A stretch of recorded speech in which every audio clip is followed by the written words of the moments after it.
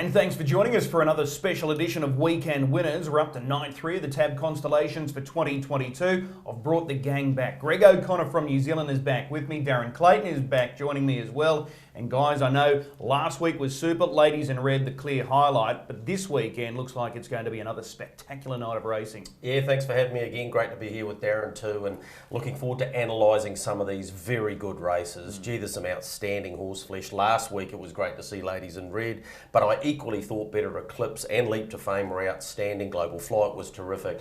A lot to look forward to Saturday night. Well, you were cashed up with Global Flight. Good tip, Darren. Your job is not easy again this week trying to map these races because there's so much depth again.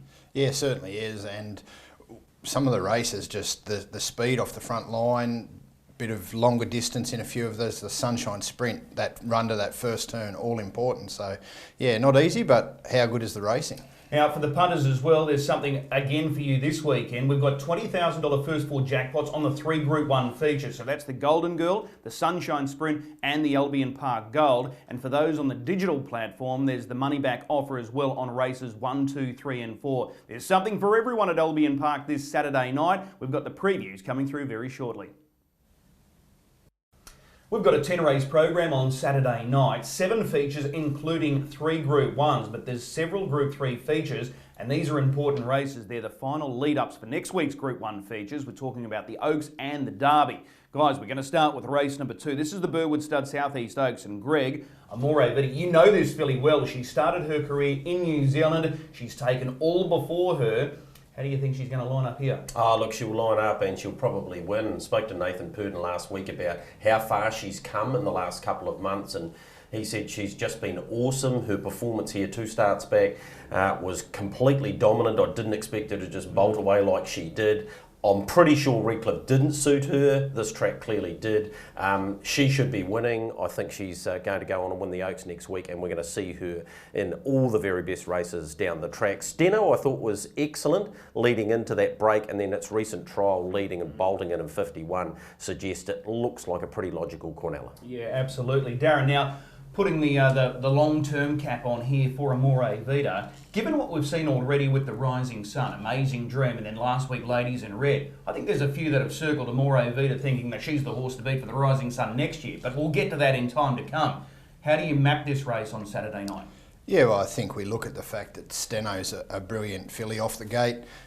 Like Greg mentioned, she won that trial recently down in Menangle in really fast time. It was only a small trial, but she did what she had to and did it very well. So she probably finds the front, not to be denied, gets a good gate, comes up from the Western Districts, Riverina region of New South Wales for Mark Hewitt. So she maps to get a perfect trip in behind the speed.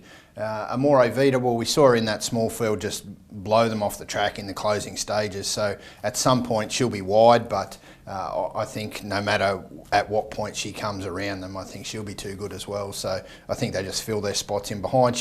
Cover Girl might sort of pop out and try to get into it as well. She's going well, but Amore Vita she'll be wide at some stage, and I think she'll be winning. Well, just looking at some of these fillies, Greg, there's a couple of key ex-Kiwis here, the Iron Lady, Cover Girl and Amore Vita. So who are you going to tip in this feature? Yeah, Amore Vita's clear top pick. Cover Girl has been a bit of an opportunist. The 2 big wins in New Zealand in the sales races, got the trail in both of those.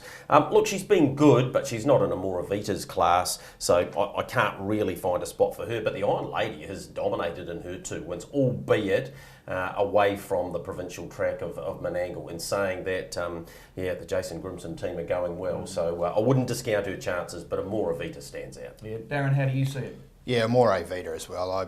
I think she's just too dominant, and the fact that Nathan Purdon's come out during the week and said possibly his best horse he's ever had, and he's only had a brief career, but geez, he's had some quality in that time. Yeah, absolutely. Tips across the board there, very, very similar. 11-3-1-9 for me. That is the Burwood Stud Southeast Oaks, the lead up to next week's Group 1 Queensland Oaks.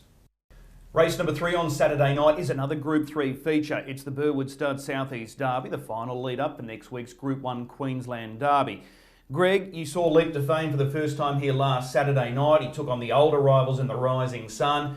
he left a pretty big impression on you. Yeah, he did. He did when he won the New South Wales Derby, but seeing him in the flesh, and when you consider that he was fresh up into that race, taking on a vastly superior field than he'd been against before, it was a very brave one. This is his race. It's there for his mercy, and what beats him wins. He's quality. I expect him to win. I equally think Danger Zone is almost a lock Quinella. I thought he was very good last week. He had no winning chance the way the race panned out in the small field. But I think if Leap to Fame doesn't have to lead, but if he does lead and Danger Zone's on his back, that'll be the Quinella of the night for me. Okay, this might have been the easiest race for you to map on Saturday night. Is it a case of Danger Zone in front, Leap to Fame breezing on his outside? I think that's how it pans out, and an interesting stat to look into with Danger Zone, he's led, I think, 4 or 5 times in his career, undefeated in front. So, that puts it right in his sweet spot for him. Leap to Fame probably has to work. He was good last week, exposed 3 wide the last 800, once better Eclipse got to the breeze. So, yeah, that's the thing. The one that I thought might just be a chance of happening, can't find a better man, just stretch him early, try and get that gap and drop in behind him. That's a possibility, and that's the way I thought the map could work out, with him getting in front of Bangkok Jet DJ to the fence. Okay, tips for this race. Call me crazy, but I think Danger Zone has a chance of beating Leap to Fame. He was awesome last week, Leap to Fame, but he's second up and he's coming off a fairly tough run last week where, as Darren outlined, he was exposed there over the concluding stages. Danger Zone is brilliant in front. He has beaten Leap to Fame previously. I think that was the Changeover Classic as a 2-year-old, albeit Leap to Fame was really unlucky there because he made an early break. But if he's ever going to beat him again, this is his opportunity. So I'll go 1, 3, 4, 2. You're with Leap to Fame. Yeah, I am. 3, 1 and 2 in that order. I chucked in the 13. I think it's got a place chance, muscle bar, but it'd need to be a war up front. But I'm encouraged by what Darren said about Danger Zone being in front. That makes my lock Quinella an even better bet. Are you tipping Leap to Fame? Yeah, I am. I think he's all class, and he might just have a little bit of an edge. He'll have to do it tough, but yeah, 3, 1, 2 and 4 for me. Okay, that's the South East Derby. That's the Group 3 feature. All important lead up for next week's Group 1 Queensland Derby. Looking at the Group 2 Trotters sprint for the Mayor Group on Saturday night. This promises to be an outstanding race, but this probably allows us to think right now, Greg, what could have been with this race, because Majestuoso was once tipped to come up and tackle this race. Majestic Man from New Zealand was once considered to come over and tackle. It's still an outstanding field, don't get me wrong, but it could have been even better. Yeah, absolutely. I'd love to have seen Majestic Man, particularly with his speed and how he loves a short course race. I think it plays, therefore, into the old bloke's hand. Tough Monarch. He's a multiple Group 1 winner. We were lucky enough to see him in New Zealand a couple of times. Look, he's a good gate runner. I'm looking forward to seeing Darren's speed map to see where things sort out here. But I think he's got a great winning chance. Be really interesting to see what Global Flight can do from that barrier position. Dominated from in front last time. The rise through the ranks has been quite steep. This is another step again, but he's certainly going in the right way. So yeah, looking forward to seeing his chances and see how he goes again. Okay, Darren, I'm fascinated here with your thoughts on Tough Monarch. As Greg said, he's the star trotter in this field, multiple Group 1 winner. But his record here at the track is not great. 2 from 7, both of those wins mobile start conditions. So to his defence, in a lot of those defeats, he's been coming off fairly sizable handicaps. So under these conditions, he looks very, very hard to beat. Yeah, he certainly does. And just a little bit concerned where he does actually get to. He draws wide, bit of speed to his inside as well. So I think he'll have to do some work at some point in the run. Probably has to go and sit outside. I think the stablemate, I think What's Up Majestic can be first across there and get to the spot there. I think perhaps Riley Moment gets across Majestic Harry early, and then What's Up Majestic rolls around. Interesting runner, What's Up Majestic. He won the Trotters Marathon up here in really dominant fashion. Just sort of went a little bit amiss for him thereafter, and then he's been back to New South Wales. Won a Group 1 last week, comes back up here. But yeah, Tough Monarch, I think he can be tough enough. 30 of his 35 wins from the mobile, so pretty impressive. It's a key stat, that one. Greg, I'm keen to get your thoughts on Credit Master. You've seen plenty of this guy in New Zealand. He's now a Group 1 winner in Australia. He beat Tough Monarch, or Tough Monarch was amongst the vanquished that night in Sydney. How does he line up, Credit Master? Yeah, look, he's had a mixed career. At his best, he's absolutely brilliant. Like, it was a shock when he won that Group 1. Nobody from New Zealand expected him to just rock over to Menangle and go bang, but he did. It's going to be tricky from the draw this week. He's definitely got the ability to win the race, but where and how the race pans out, particularly with What's Up Majestic and Tough Monarch landing in front of him, he's going to have to be very good to come from behind them. Yeah, it looks like whatever he does on Saturday night, he'll be better next week for that 2138 metre mobile race. But what did you make of his 2 trials? He's had 2 trials here in lead up for this debut performance on Saturday night. Were you encouraged by what you saw?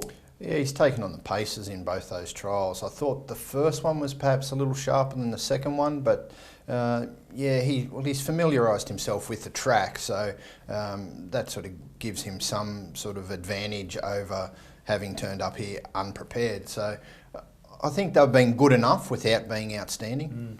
Okay, well that's Credit Master. Let's find out how we're going to select in this race. Tough Monarch, a quirky stat that you'll love, Darren. I think he's now equal with the most amount of wins at Menangle following that victory last time out. So he's up there with some of the paces down there. I think Cash and Flow comes to mind. Maybe Don Boston's in the mix down there. So for a trotter to win that amount of races at Menangle, it speaks volumes for his ability. Yeah, certainly. It's perhaps just if this race was at Menangle, we'd be boosting his tyres up a little bit more than we are now. But you know, you even look at the fact Al over and over and his winning performance at Albion Park. So great work from Ricky Alch, and those stats are great. I think he wins the race. Global Flight, I'm putting him in for second.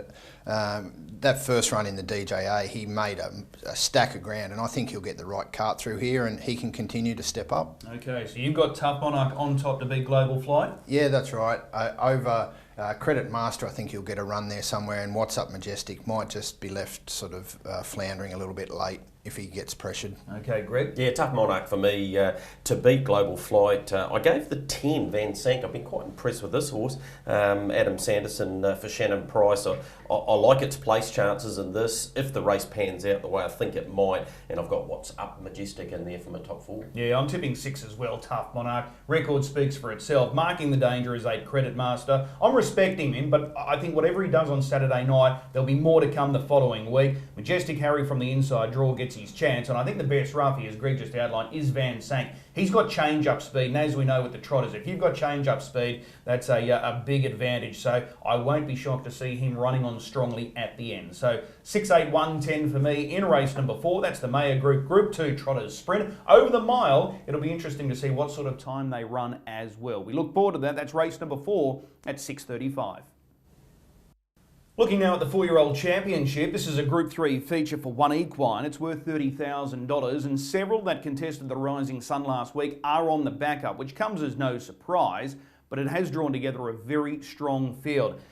Beyond Delight, when you look back at the Rising Sun, he was the probably, you know, without being too harsh, but he was the horror watch. He was really unlucky. Not that he was going to beat his stablemate Ladies in Red, but you can certainly make a case that he was going to finish a lot closer with a bit of luck on his side. Chris, that drone footage really summed up how unlucky he was, and as they went through the line, he had to actually get his legs out to the outside wheel of Ladies in Red. He was still coming that fast, so I think he's the bet of the night. I really like this horse. Spoke to Emma Stewart on Sunday about how unlucky he was, how well he'd come through the race. I think he is an outstanding chance to win this. The other one who was luckless in the Rising Sun was Manila Playboy. Not as unlucky as Beyond Delight, but could have finished a lot closer with a clearer run from about the 400.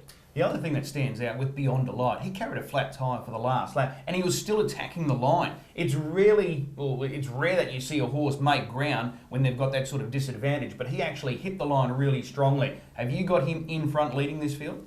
Yeah, I do. I think it'd be folly for anyone wanting to hold him out really off the back of that effort, and he came up before the Rising Sun in really good form, and I think he gets to the front eventually. I thought Big Wheels probably takes a good shot. I thought he would have the speed to get across, and we've seen him in the Queensland Sun a couple of weeks back where he was buried away, and he really attacked the line strongly to get second in that race behind Cashed Up, who flashed home. So I think if he got to the front and then hand up to Beyond Delight, that's his best chance of knocking off Beyond Delight, I thought. So, but yeah, Beyond Delight gets to the front. They sort of fill their spots thereafter. Okay, Greg, the other thing with Beyond Delight, I don't see it as a bad thing. In fact, this encourages me even more. But the fact that Emma and Clayton are flying up Mark Pitt to take the drive, not only on Beyond Delight, but Majida, I think there's confidence there, and the fact that they're prepared to fly him up, I think that just, pushes him across the line a little bit more. Yeah, I do. I totally agree, and I just think he's the better of the night. I really do. I do like Manila Playboy. Cashed Up's just been superb the last couple of weeks, so I've got no reason to think that it won't go another very good race. And Delightful Dude just keeps on going. Good solid races. Probably going to have to do work in the run, but I thought it was a top 4 chance, but I'm all about Beyond Delight, not only in this race, but for the night. Yeah, absolutely. I'm sharing that confidence. Are you tipping Beyond Delight? Yeah, I think he is a really good bet, and once, if he does find the front, which I expect he do, I think you can put your glasses down, Chris. Like I said, big wheels, I think he gets the right trip. Captain Crusader and Cashed Up, he's going super. He's starting to get it all together. He was a bit slow to get on the board this campaign, but he's going really well. And Mark Pitt, interesting you mentioned him, best strike rate driver in Australia this season. I don't think he's driven at Albion Park previously, has he? Not that I'm aware of, but he chalked up 100 wins just a couple of days ago from just 235 drives this season. It's a fair strike rate. He's got a great opportunity here, like Greg. I'm chips in here with Beyond Delight. Just push it all in. If you're playing the multis, this is your lock. So Beyond Delight, a standout for me. I'm going to put in 7 Springy Step as the main danger. Another runner that comes out of last week's Rising Sun. Yes, he's got a poor draw, but he got a pass mark for me last week. If he gets any sort of luck, he can certainly fill a place. 4 big wheels, like Darren said, there's a chance that he might be able to zip across early and then hand over to Beyond Delight. So he's going to be right in the mix. And number 10, Cashed Up, you can't knock him. So 6 a good thing, an absolute special for mine. Beyond Delight, best bet of the night. 7 4 10 for the Miners. That is the One Equine 4-year-old championship. That's race 5, and that's the first leg of the TAB Quaddie. The Group 1 Golden Girl is a special race, inaugural edition last year, taken out by Garrards Delight. She's the reigning Queensland Horse of the Year. She's back to defend her title. Unbelievably, she's got to overcome the same draw as what she did last year. I'll go to Darren here firstly. They were great scenes last year. It was a star-studded lineup, and to see the local charge down the outside to beat the likes of Amazing Dream, Spellbound, Amazing Dream, that was just pure joy. Yeah, and great for a couple, a really great family in the Butler family, and Brendan Barnes, his first Group 1 as well. So they were great scenes. I know 2 things aren't going to happen here. We're not going to get the same price we got last year about Garrards Delight, but she's going to have to do a similar thing as to what she did last week. And I spoke to Brendan Barnes earlier in the week, and he suggested we'll see a much better horse this week. She was no luck last week in the Fleur de Lille, got buried away. And the other fact that he mentioned was Majida's not going to get away with a 32-second second quarter this week. So where that pressure comes from, I don't know. It could be Garrards Delight to zip around them, but it's going to be a great race, and I think she's still in with a big shot, Garrards Delight. Okay, now Greg, last year it was a star-studded lineup, like I said. Amazing Dream, Spellbound. I think we had our Princess Tiffany lining up last year, the Stunning Nun. There was a host of really good mares. It's an outstanding lineup again. We were this close to getting Ladies in Red. She was nominated for this race, but they pulled her out at the last moment. They've gone with Majida. She's a mare that probably doesn't get the plaudits that she deserves because she probably lives in the shadow of Ladies in Red and a few others from that stable. But it's going to be a very exciting race yet again. It is, and she's got the draw to dominate. It might have been a great watch for you in the locals last year, but it wasn't from Kiwi land because we rate Spellbound highly, and of course it probably helped Amazing Dream go out to $20 the next week, and the blacks are fake. So I think Majida will dominate from the top end. There has to be pressure. This is a Group 1 race. There are mares in this that their value goes through the roof if they're able to grab a Group 1 title. In saying that, how much pressure can you put on and still be in the fight at the end? She's $1.25 for a reason. She was way too good last week. She won't get those sectionals again, but I don't think it'll matter. Darren, Majida is a mare that's won 3 Group 1 races. Her record, her win strike rate is outstanding. She looks the leader. She was perfectly rated last week. It was a very clever drive. The Honey Queen blew up at the home turn. Do you think the Honey Queen was any chance of running down Majida last week? I don't think she was. I think Nathan Jack just controlled that race superbly. He knew what he had, same as he did with Ladies in Red. And, you know, like you said, she probably doesn't get the credit she deserves. She's approaching $600,000 in stakes, this mare. So, and she was first up last week, so she's only going to be better this week. The emergency comes out, she moves into gate 1. So from there, you'd expect it just a case of put in, take out with Majida. Yarraman Bella, she's been super. She probably maps to get the perfect trip on the back of Majida. Brad Hewitt's done a great job in the limited time he has had her. She is a Group 1 winner herself in the Riverina Championship, so she gets the right trip. Just not sure who has to do the work here, whether it's Town Echo, Scarlet Babe might have an early shot, she does have good speed, or Fairy Tinkerbell might be the one to come around and put some heat into the race. But whichever way you look at it, I think it's Majida's race to lose. They went a tick over 52 last year, Garrards Delight, winning this race. Do you see any sort of mid-race pressure? A 32-second quarter last week. Where's the pressure going to come from? That's the big query, and yeah. Like Greg said, there'll be pressure, but how much can you apply and burn your own chances? Moments like these, she's probably not a mare that can do it, but she won the Queensland Oaks up here last year, but given no favours out there in gate 6, she had hit the line really nicely last week in that race behind Majida for second. So, yeah, I just can't see where enough pressure comes that would be enough to turn over Majida. Yeah, and that's the key thing, isn't it, Greg? Like, Majida, she'll eat pressure all day long. She'll absorb the pressure. I don't think they're going to go over the top here early. I think she'll be able to lead comfortably, and thereafter, I think they're all just playing catch-up. Well, they are. So you're playing your multiples, you're looking for your trifectas and your first fours, and I think you go as wide as you possibly can. I spoke to Jack Trainer about Town Echo. It's worth a throw at the stumps. He's not expecting her to beat Majida. He thinks she'll go a good race, but he also thinks she's probably going to have to do a fair bit of work. The other one I gave a place chance was Fairy Tinkerbell. Quite like her. The McCarthys wouldn't have bought her here if they didn't believe they could get some money, so she's a definite top 4 chance. Okay, Majida on top for you, Darren? Majida on top. Soft spot for Garrards Delight. I think she'll need all the favours she can get, and she could be able to run home. Yarraman Bella along the fence, and moments like these. Okay, I'm going 2, 8, 9, 11. A question that I want to ask both, just with Fairy Tinkerbell, she was really good last week off that poor draw. Does Luke McCarthy go straight to the pegs and be happy to sit 3 fence and get that easy peg run, or does he maintain his spot 1 off? 3 pegs for me. I'd be 3 pegs, but are you running for place money, or do you want to have a crack? So I guess that's the conundrum he finds himself in. Yeah, I think he might go to the pegs too and just look for all the shortcuts, knowing that it's going to be a super quick last 600 metres. So 2, 8, 9, 11. My numbers were all in agreement there with Majida. That's the first leg of the TAB treble. It looks like we'll go very skinny there. We've got a standout runner in Majida. That's the Group 1 Garrards Golden Girl coming through as race number 6. The Group 1 Garrards Sunshine Sprint. This is an iconic race for Queensland, there's no doubt about it, and the Roll of Honour speaks for itself. First stage back in 1983, amazing trick. The Sydney Pace was able to come to Queensland and conquer the Sunshine Sprint. And guys, when you look at that Roll of Honour, it's a who's who list. Wandai's Mate, Thorat, Franco Tiger, Defoe, Warrior Khan, Young Mr Charles, Persistency, Double Identity, Sokiola, Black's a Fake, Be Good Johnny, Mr Feelgood, I'm the Mighty Quinn, Hector JJ, just to name a few. I'll ask first up, is there a special Sunshine Sprint winner for you, Greg? Yeah, probably Hector JJ. He was outstanding. Didn't he win 2, I think? Yeah. Look, he was a brilliant short course horse, and he was the spruik horse at the time. Yep. So, yeah, he's up there, and obviously Black's a Fake. You know, I got to see him plenty of times, and, you know, seeing him win here and dominate like he did, yeah, he probably stands out. Darren, your special Sunshine Sprint winner? I think Hector JJ, the way he won that race, where he was out the back and flashed home, that was really good.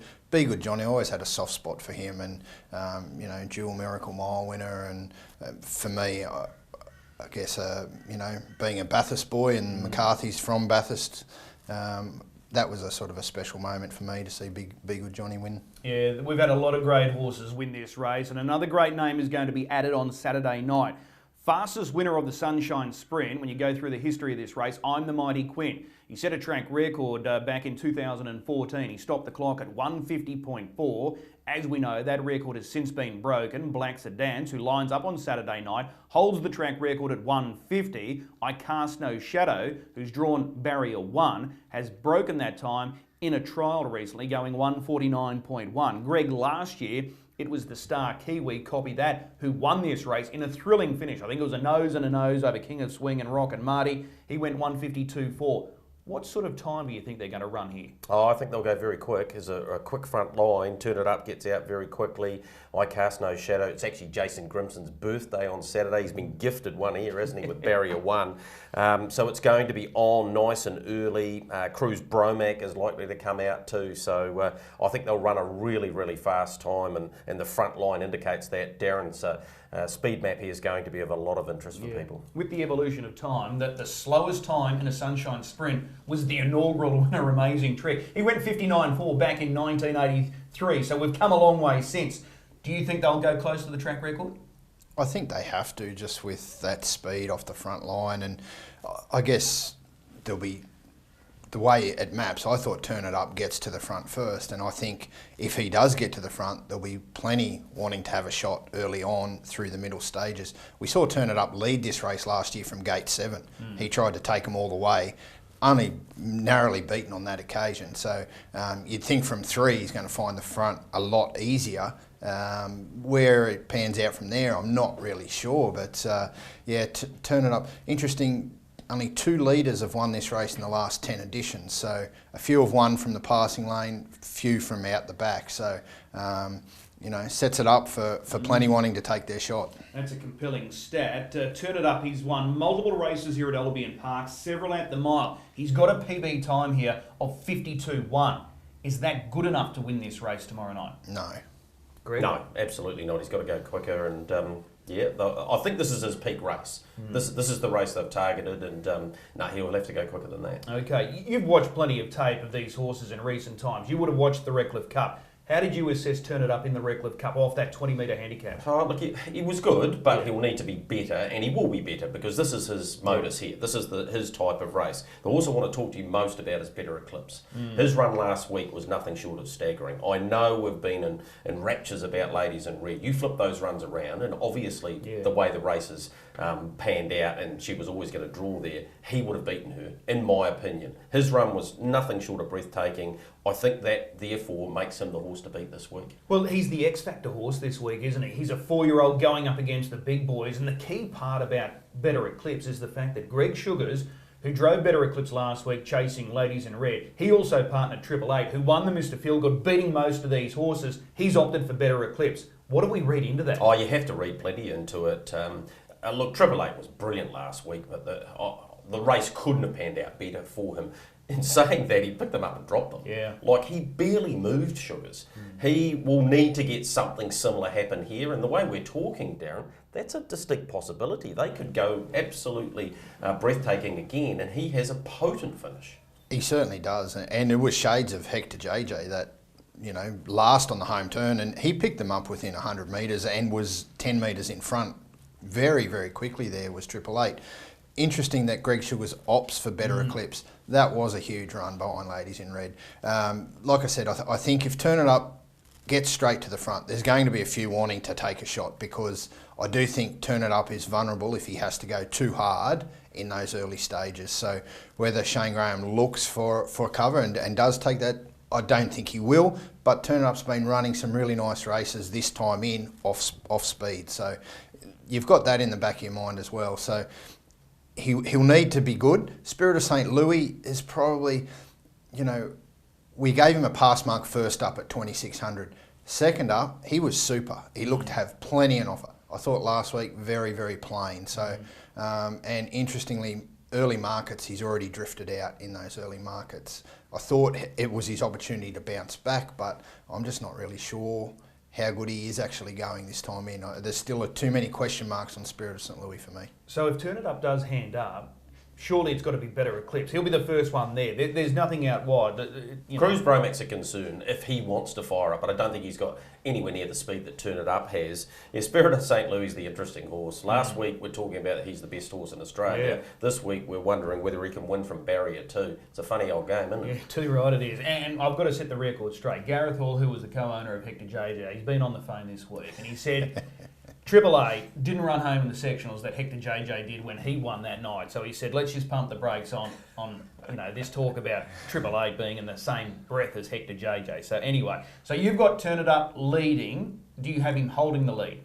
I do, purely off the fact that he tried to do it last year from gate 7, only just come up short. It is a different kettle of fish being out wider. You do get more of a sling across the field, but he's just got push button speed off the gate, Turn It Up, and he'll be in front. It's just that mid-race pressure that I'm concerned about. But yeah, I don't think he can see it out if he cops any pressure. Your selection for the race?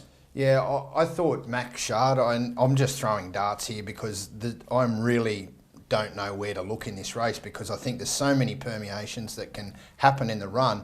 I thought Max Shard, he was okay last week. There was nothing wrong with his run. The week before in the Redcliffe Cup, or a couple of weeks before, he did all the work. He gets back to a mile here and you might say, well, his best is over a longer trip. He's got a 149 run at Wagga to his name. Wagga's a similar track to Albion Park in configuration. It's a 1,000-metre track.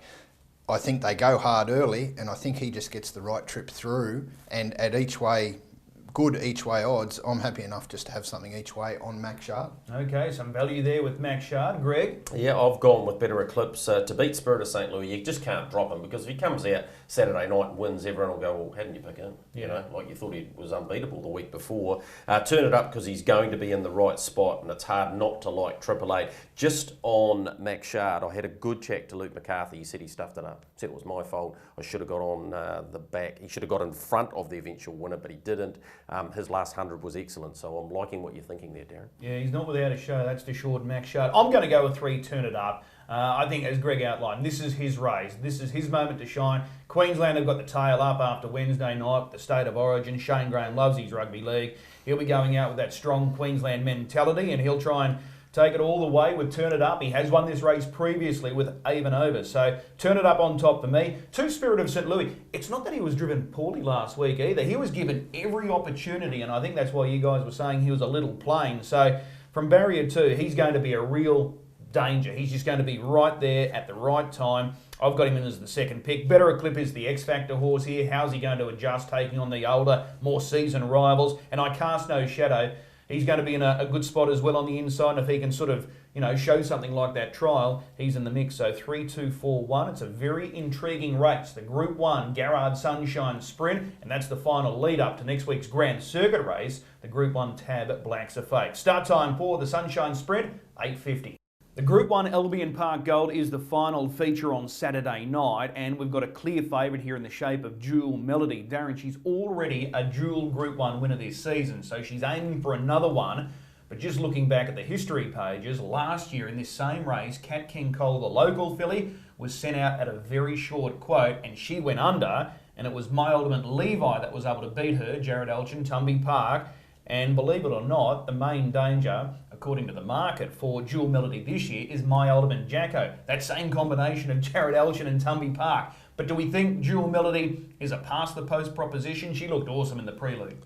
She did, and she's meeting effectively the same field from the same barriers, and I can't see how My Ultimate Jacko can turn around. If he had a drawn perhaps on the front line, I might have give it more of a passing chance of happening, but I think the way it shapes now, Jewel Melody straight to the front. From there, Bernie Hewitt can just control the speed. Like you said, she's already a dual Group 1 winner, and we're just on halfway through the season, and likely that she'll have had 3 Group 1 wins to her name. And she's all class, this filly. Yeah, she's still got some big Group 1 races to come next month as well. But Greg, I know you're keen on Beyond Delight. Do you throw in Jewel Melody into your multi just to top it up a little more? Well, talking about last year's result makes you a little bit nervous, doesn't it? But from what I've seen, Jewel Melody looks the likely leader and winner. My Ultimate Jacko, what happens in the run, Darren? Because this is of interest to me. Only horse off the second row has choices, therefore. Yeah, certainly has those choices, and I guess we're looking at the same scenario. We're talking about Fairy Tinkerbell.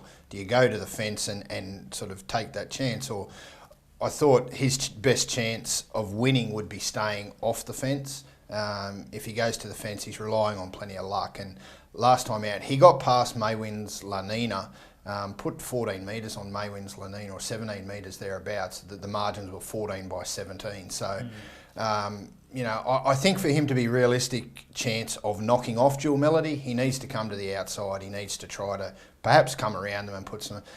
Bear in mind, he won the APG Bullion race a couple of starts ago. He'll be fitter. He's had one run back. So he's certainly going to take improvement, but it's Jewel Melody for me. I can't see how she gets beat. I think My Ultimate Jacko for second, Maywin's La Nina with the map thereabouts.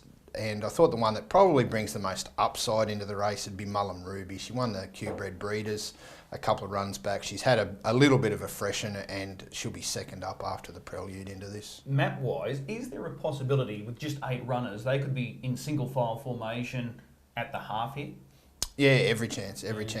And the way Jewel Melody, she only tackled that small field first up from a spell, and Bernie didn't push the button out of the mobile, which I found a little bit interesting on that occasion. And from there, she was then at the mercy of the the circumstances, and that was what got her beaten. He didn't take that chance in that prelude, straight to the front, and away she went. And interestingly, that was off the back of that trial where I think she won by 50 metres in a trial. So I can't see her getting beaten. Okay, Greg, how do you play the exotics here with Jewel Melody? I don't.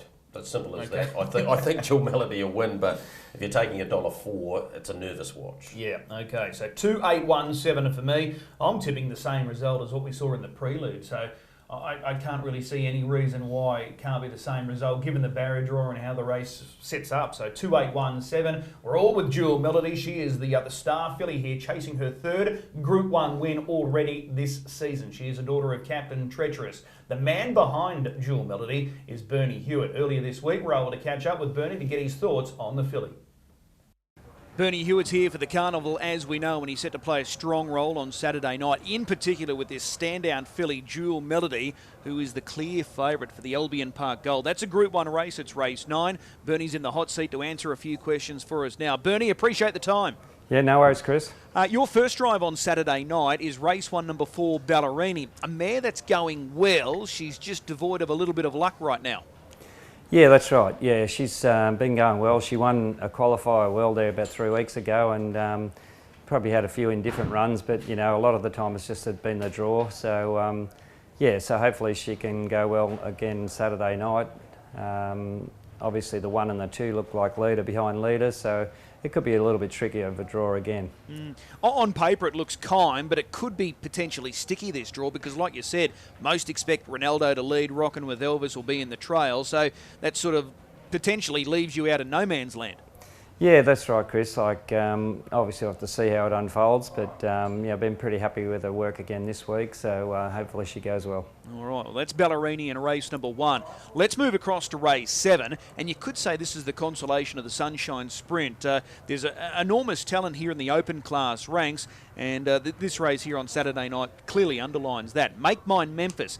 Speaking of horses going well but having no luck, this is him, because either he's just not getting luck in running, or he's getting bad barrier draws, or sometimes it's a combination of both. Yeah, that's right. He's drawn wide again this week, so obviously it's not a good draw. So and it's a great field again. So he's going to have to go really well to figure in the placings. Just looking back at last week's race, really good effort, finishing 4th. Colt 31, who won the race, took all the shortcuts coming through on the inside. Your guy was deep there over the concluding stages, quick last half. He couldn't have gone any better, in my opinion. No, he went super, Chris, and as I say, he hit the front, but just the horses that had the soft trips got up in the last 50 metres and grabbed him right on the wire. So there was a lot of merit in his run. Do you just grab up at the start here and go straight back and then just drive for luck? Look, I haven't really had a good look at it, but I'd imagine so, yes. There's a lot of speed to your inside. Firefox, Deus Ex, Cruise, Bromac, they can all fly the gate. Yeah, that's right. So it's more than likely you'll just be going back and looking for, a short trip home. All right. Well, that's race number 7. The big Group 1 feature for you is race 9. This is the Albion Park Gold. Jewel Melody, already a dual Group 1 winner this season. She was able to dominate her rivals in the prelude last week. She looked so good last week, really comfortable. Yeah, that's right, Chris. Yeah, she really felt good. She had the one run back from since she last raced before last week, and she was a little bit flat, I thought, and just the sectionals of the race weren't run to suit her, and she had to make a long searching run to get into the race, and ultimately run second. But last week, she drew better. She was on the bunny straight away, and she felt awesome last week. How big of a difference from that first up run when Hold On To Your Bling was able to beat you to what we saw there last Friday? Was there a noticeable change in her? Yeah, I thought so. I thought she was more switched on, and it just sort of sparked her a little bit, that run. And as I said, she bounced out of the gate well last Saturday, or the last start it was, whatever day it was, Friday. And she just sort of felt like she had a game face on, and she never felt like she was going to get beat, really. Okay, so what's your biggest concern going into this Group 1 feature then on Saturday night? Because it's the same opposition as what you dealt to last week. Yeah, well, if she turns up like she did the other night, she seems to be really thriving up here and feeling good. So I'm pretty confident she'll turn up, with her A game, and I think she'll run a great race again. Okay, you've trained a lot of nice horses, no question about that. Where does this filly sit for you right now? Look, early on I was a little bit worried. She's a big filly, and she just took a little bit of while to get going, and I just sort of thought she might battle to do what she's done already. But each start I gave her, she just improved. She made a few gear changes, and it just kept working, and ultimately she hasn't finished out of the money, in a campaign at all this season. So I think she's, obviously her record says she's probably one of the best 2-year-old fillies I've ever had. So, if she can keep this up and maybe win another Group 1 before the season's end, well, certainly puts her right up on top. Because you've still got the Q-bred features to come the following month, don't you? That's right, yeah. She's actually got 2 Group 1 races to look forward to in Queensland, yeah. All right, well, that's going to be an exciting race there with Jewel Melody. And in the last race, when Nona Ryder is your runner here, it looks like it's only going to be a matter of time before she can win one at Albion Park. Yeah, she's just got to, get a soft draw and hopefully, have a good run. So she's drawn 2 on the back row on Saturday night. So, it's a good trailing draw. She's a filly that raced through her grades really quickly, not a big filly, and it comes pretty hard for her now to come up against the grade she's coming up against. But she never stops trying, and I think if she gets even luck, she won't be too far away. Yeah, she's going well, that mare. Yep. Jewel Melody, is that the pick of your drives? For sure, yeah. She's the best of the drives on Saturday night. Yep. I've just got to ask one quick one. Rip, will he back up next week in the Derby? Yeah. Yep. I'll probably trial him next week, next Tuesday at Albion, and then go on into the Derby then with a few gear changes. Yeah. Awesome, Bernie. Really appreciate the time. We'll see you trackside. Righto, Chris. Good on you. Bye. It's another big night of Albion Park Hunters racing this Saturday night. 3 Group 1 features. Brendan Barnes jumps in the hot seat to go through his book of drives, and he's with us now. Brendan, appreciate the time. No worries, Chris. Thank you. Race 1, Perfect Cut. This guy's in good form. He is rising in grade, but he's shooting for a hat-trick. How do you rate his chances in the opener? It probably gets a little bit harder up in grade a bit, sort of drawn a bit worse. He's sort of had the luxury of the inside last start and the luxury of lead, and obviously, yeah, that doesn't look like it'll happen today, but it'll be a good guide to sort of see where he's at. Okay, the favourite for this race, or likely favourite, is Ronaldo, who's also going for 3 in a row. He's drawn in gate 2.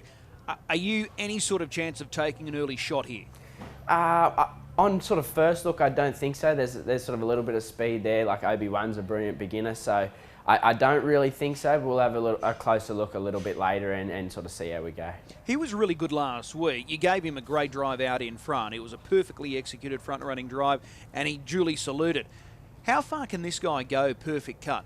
It'll be interesting to see what sort of versatility he's got. Obviously, his 2 wins have been good, both in front. He sort of was able to dictate how he wanted to, but yeah, it'll be good if we do get the chance to sort of sit him up and sort of it's a bit of a genuine run race, then we'll sort of hopefully get a good guide from that. What's the gut feel though? He's got that change-up speed. He's been able to back off and then sprint up strongly over the latter stages that he's passed too. So does he give you that feel that he will adapt? Yeah, he does, and he's quite highly strung. He gets a bit keen in that, so he feels like if you sort of pulled him out off a helmet, he'd have a bit of speed. Okay, so that's perfect cut. Dangers, obviously, Ronaldo. And Crime Rider, despite that second row draw, he's in really good form and he's probably the class runner of the field. Yeah, that's for sure, and he can do plenty of work in his runs as well. Okay, let's go across now to race 3. This is the Group 3 Southeast Derby. It's a key race on Saturday night for a number of reasons. Most importantly, it's the final lead-up for next week's Group 1 Queensland Derby. You've got Gate 1. Leap to Fame will start favourite, fresh off his placing in the Rising Sun last week when he was 3rd. He's drawn Gate 3. Call me crazy, but are you giving yourself a shot here?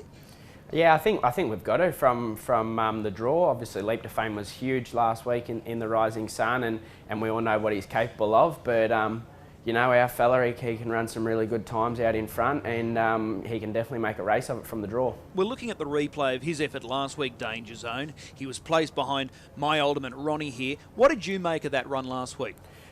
We were probably disappointed at first, but sort of looking back on it, probably wasn't too bad of a run.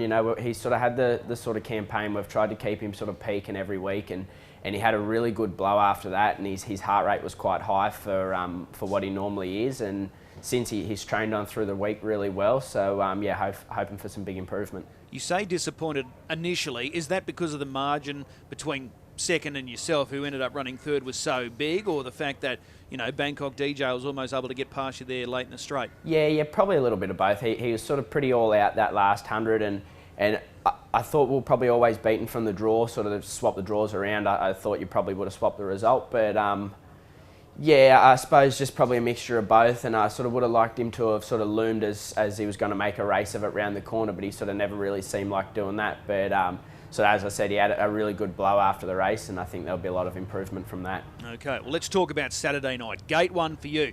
Looking at that front line, is there anything that could really test you early? Nah, he's got absolutely brilliant gate speed, so yeah, nothing will get across him. He'll be able to hold quite comfortably. Okay, if Leap to Fame comes up and has a look, are you handing over, or you're holding? Nah, I'm pretty happy to hold. Okay, what did you make of Leap to Fame last week in that Rising Sun race? Couldn't have been any bigger, I think. If you sort of, I think if he leads, he wins. I think he was probably the run of the race, and it was a huge run. Okay. The fact that he's second up, though, and off a 7-day backup, is there any sort of concerns there? Or is there a potential chink in his armour? Well, I don't think so. Like, he's a pretty strong sort of a horse. We've seen sort of what he did in the derbies. He improved a lot from the heat to the final, even though we didn't really need to. But I think sort of with the 2,600 metre derby next week, I don't think Green will want to do anything too silly with him this week. Okay, so you're going to take this race right up to him by the sound of it? Yeah, that's for sure. We'll be happy to set a statement that if we sort of get the right draw in the Queensland Derby, that we're good enough to make a race of it. Okay, race number 5. This is the Group 3 4-year-old championship. You stick with Cashed Up. He's in this race off that run last week. I thought he was terrific last week in the Rising Sun against Ladies in Red. How did you break down the performance? Yeah, he was super. He just sort of steps up every time he needs to step up. He steps up, and so the draw's not the worst this week. Sort of there looks a little bit of speed off the front, and I think if there's any sort of tempo, I think we can just drive him how we've got to, and he'll be running a good race. He probably hasn't had the credit that he deserves, Cashed Up. As a 3-year-old, he contested the Rising Sun, ran 5th, and then last week as a 4-year-old, the only horse that's gone around in both editions so far. He's run another cracking race for 4th. He's been big in those races, hasn't he? He has, and it seems to be sort of the harder the race is, the better he goes, and I sort of think that the longer distance sort of races sort of suit him down to the ground more than the mile. Sometimes he has a bit of a flat spot in his races, and it just seems sort of the longer distance races, he's just a little bit better, I think. All right, so basically the same gate as last week. Do you think this race is going to generate good early pressure? It does look that way on paper. Big Wheel's a brilliant beginner. Some moments somewhere I'll probably want to sort of look to hold up, and yeah, it'll be very interesting. And I think if they do go hard early and sort of we get the chance, we could probably nearly even put him into the race. A number of horses backing up from the Rising Sun are going around in this race. Beyond Delight, though, he was just behind you last week, finishing 5th. You were 4th. What did you make of his run? Is he the horse to beat? I think so. His run was terrific last week. He carried a flat tyre from the bell and still savaged the line the last couple hundred metres. And yeah, I think he's definitely the horse to beat. Okay, that's going to be a good race, no doubt about it. This is the big one for you. Up next, race 6. This is the Group 1 Golden Girl. You're the reigning Queensland Horse of the Year. You're the defending champion. The inaugural edition last year. Home you sail down the outside as much as 250 to 1. We're not going to get those odds on Saturday night, but interestingly, she's got the same draw as last year. Could you believe your luck when that barrier draw was completed on Monday? No, just well, shattered last year, probably even more shattered this year because of the way she's going. But actually, it's probably worse than last year. I think last year we moved into gate 10. This year, the emergency's off the front row, so we'll stay in gate 11. But she's just absolutely flying, that mare. She was terrific last week. You were basically going sideways at the top of the straight, trying to get into clear space, and she still made ground. She did, and I never turned the whip. I never pulled the earplugs. She just hit the line super and sort of never really even got out. Sort of even her best work in the race was probably 200 metres after the line. She just really savaged the line and felt sensational. Let's look at history and look back at last year's race. You're able to run down the likes of Amazing Dream and Spellbound, 2 outstanding mares. You've got another outstanding mare drawn in, or likely to come out of gate 1, in Majida. This race looks like it's going to set up completely differently to last year, though, doesn't it? Yeah, it does for sure, and there doesn't look that early speed that there was last year, and it's probably not all round as strong as it was like last year. There was some brilliant mares, and you had our Princess Tiffany who was in it and sort of wasn't even one of the favoured runners. But this year, it's sort of there's probably not that depth, and there doesn't look that speed. But sort of the way she's going, the way she's feeling, I'm pretty confident if we got her, we can go and sit outside them and still earn money. And one thing, there won't be a 32 quarter this week, that's for sure. Yeah, well, that's an interesting point you raised, because the lead looks there for the taking for Majida, but then just looking for outside pressure, there doesn't look to be any outside pressure. No, there doesn't, that's for sure. And sort of last week, Majida was able to just be left alone and just sort of do what she wanted. And there were sort of some others back in the pack that made ground after she was able to sort of sit and sprint as she likes. So yeah, this week I think if we have to, we can do some work and she won't be far away. I'm going to let you dream here. If you are able to go back to back, how sweet a moment will that be?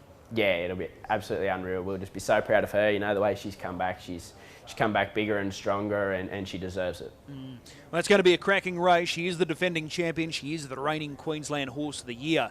Race number 7, Deus Ex, lines up here. Is he a chance of leading from gate 2? I think so. He come out like a gazelle last week. He just with that false start, he actually had a hobble short to come out, and he really relies on them. He put in a couple funky steps. I let his head go, and he put in a couple steps, and I had to re-grab him and then sort of ask him again. He still wanted to come out a little bit in front of Cruz Bromax. I think had of sort of that not eventuated and the hobble shortness stayed in, I think he would have crossed and sort of been able to find himself a spot. But yeah, we'll just let him sort of slide the gate for sort of 50 or 100. We won't overdo it too much and just sort of see if we can get to the fence. How much gate speed do you think Firefox has? He did cross well when he led there 2 weeks ago, but he sort of didn't cross a lot, and it does take a pretty quick horse to hold out Deus Ex. Okay, well that's going to be interesting, the whole start there, because if he does lead Deus Ex, he can run a bold race. He was beaten a long way last week, but it's best to overlook that when looking at this week's race. Yeah, that's for sure. I just overdid a little bit last week. He's actually quite a hard horse to drive. You never really think you're going anywhere near as quick as you are on him, and I didn't feel like I sort of did too much work, but sort of obviously the splits were pretty well as quick as you can physically go around Albion Park, and he's felt really good this week, and his work during the week was, as good as it could be. Okay, most important question, the pick of your drives right now for Saturday night? Probably Danger Zone, I think. Okay. I think this is going to be a good race now, the Southeast Derby. Danger Zone drawn in gate 1, taking it up to Leap to Fame. Brendan, as always, really appreciate the time. We'll see you trackside. Thanks, Chris. big thanks to both Bernie Hewitt and Brendan Barnes giving us their time and insights ahead of Saturday night's card of racing. Time now to find a best bet or two. And don't forget, like I mentioned earlier, we've got first four jackpots on the 3 Group 1 races. So that's races 6, 8 and 9. And for those that are playing on the digital platforms, races 1 through to 4, you've got that money back offer. So make sure you keep that in mind when you're playing at Albion Park. Your best bet, Greg O'Connor, for Saturday night's big program. Yeah, I'm going to go with Better Eclipse. I think it's the race of the night on what is a star-studded night, but I think it'll be in the right spot, this horse, and that could be in front. If he finds the front, he can win the Sunshine Sprint. Okay, good value there as well with Better Eclipse. Darren Clayton, your best bet? Yeah, Amore Vita, I think. Despite the second line, she's got residual fitness over her main danger, which is Steno, and she's all class, this filly. I think Chris Alford can get the job done. Okay, I'm going with Beyond Delight as the best bet. Really keen on him as far as the quaddies are concerned. I think we can go pretty skinny early. We're all tipping Beyond Delight, so he's my best bet. He's a standout in that opening leg. Majida looks a standout now in the Golden Girl. Given that barrier draw, I think we can certainly play wide here in races 7 and also 8. So although those first 2 legs are skinny, those last 2 legs are quite open, so we might get some value. Yeah, certainly if one of those longer ones get up, and I'll be certainly looking for that value with Max Shard if he can jump in there in that last leg in the Sunshine Sprint. Are you playing the quaddie? Yeah, I am. Just those first 2 really short. Just clarification on my best bet too. I just looked at my book there and I thought, I'm not going to tip the same as you, Chris. They're both paying $1.60. That's why I've gone for Better Eclipse, just to add that little bit of value to the night. Okay, well, there you go. Greg O'Connor is the value man. He did find us the trotter last week, Global Flight, so he's got the eye in. He is hoping that he'll deliver the goods once again tomorrow night at Albion Park. Welcome back. It's time now for Butt's Best Bet. Kate Butt from the Albion Park Harness Racing Club joins us to go through her best bets for what is shaping as a super night of racing. We've got 10 events. We start at 4:52. Where is your best bet on the program? Very excited for Saturday night. It's going to be a ripper night. We've got 3 Group 1s. My best bet is race 8, number 4, Better Eclipse. So the Jess Tubbs trained pacer was ultra brave last week in the Aqua Constructions Rising Sun. My speed map has turned it up first to the fence, then I have him looking to sit. Whilst Better Eclipse hasn't showed top speed from the mobile, if he can find enough gate speed, he will take a power of beating in front. Okay, good push there. Greg O'Connor was keen on his chances as well. So Better Eclipse is Kate Butt's best bet on the program. As far as activities for the remainder of the TAB Constellations, we're into the home straight, you could say. Monday, we've got the golf day, and then next Thursday night, the big TAB Blacks of Fake Calcutta. Yep, so we've got the golf day sold out, and then that's followed by the TAB Blacks of Fake barrier draw, so that'll be exciting. And then Thursday, the Calcutta, and then the big grand finale, TAB Blacks of Fake, next Saturday night. So it's going to be a big week. I'm very excited. Yeah, absolutely. I think we all are. Kate, as per normal, really appreciate the time. We'll see you trackside. See you then. There's Kate Butt, and her best bet, repeating, is race 8, number 4, Better Eclipse. Well, that is the special edition of the Weekend Winners program for this week. It's night 3 of the TAB Constellations. What a night it's going to be on Saturday night. 10 races, early start as well. The first race set down for decision at 4:52. Greg, it's been a pleasure again. Looking forward to working with you tomorrow night, and I'm sure you're pumped up. Maybe there is a Kiwi victory somewhere amongst that big program. Yeah, definitely ownership-wise. There's quite a few Kiwi owners coming across too, so can't wait to get here again, get all the information from the trainers and help the punters win some money. Okay, Darren, hopefully it's going to be a fill-up for you as well tomorrow night. Yeah, hopefully. It was a little bit lean last week, but we got a few, and tomorrow I think it'll be a big turnaround. All right, see you guys next week for the final edition of the special edition Weekend Winners. We've got the TAB Blacks of Fate coming up next week, but we'll see you trackside Saturday night at the Creek.